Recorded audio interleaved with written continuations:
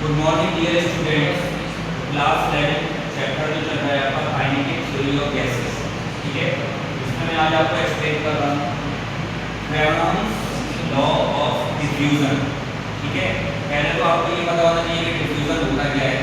Diffusion को हिंदी में बोलते हैं विसरण, विस्तृत होना। ठीक है, डिफ्यूजन का मतलब आपस में क्या हो जाना, किसी चीज का मिक्स हो जाना, तो वो होता है डिफ्यूजन। तो इसमें उसने क्या बताया था कि जो डिफ्यूजन जो गैस है, क्योंकि यहाँ पे किसकी बात हो रही है, गैस की बात हो रही है, तो गैसों का जो विसरण हो रहा है उसकी दर, रेट।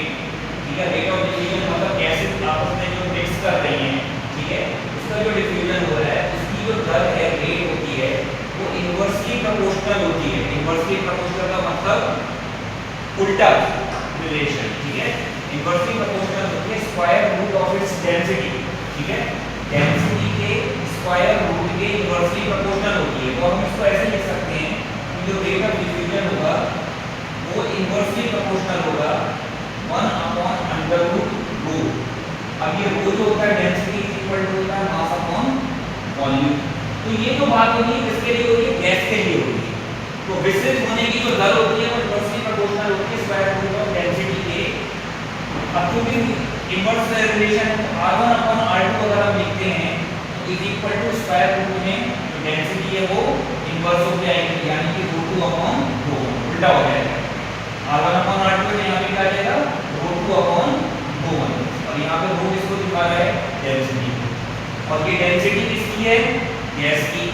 रेट ऑफ डिफ्यूजन किसका है, गैस का। बात किसकी हो रही है, गैस की काइनेटिक थ्योरी। ठीक है, सेकंड है इसमें Dalton's law of partial pressure. Pressure जो होता है और पार्शियल का मतलब होता है आंशिक, और प्रेशर का मतलब हो गया दाब। आंशिक दाब जो है इसके संबंध में डाल्टन ने अपना लॉ दिया था। डाल्टन एक बहुत ही स्पेशल, एक बहुत ही अच्छे साइंटिस्ट थे जिन्होंने जो है मतलब एटम्स की थ्योरी भी दी थी। ठीक है, तो ये जो है उन्होंने अलग अलग रूल्स किए थे उसमें, जिसमें कि ये Dalton's law of partial pressure है। तो इन्होंने बताया था कि जो टोटल प्रेशर होता है, टोटल जो प्रेशर होता है, कुल जो दाब होगा जो कि एक्सर्ट कर रहा है by the mixing of non reacting gases occupying in a given volume is equal to the, कुल मिलाकर के तो टोटल जो प्रेशर होगा वो इंडिविजुअल जो गैसेस के प्रेशर के सम के इक्वल है। जैसे कि अगर हम बात करते हैं 1 + 2 + 3, ठीक है, ये क्या है, प्रेशर है 1 + 2 + 3, तो टोटल प्रेशर कितना आ जाएगा, 2 और 3 5, और 1 कितना आ गया 6। ठीक है, 6 पास्कल।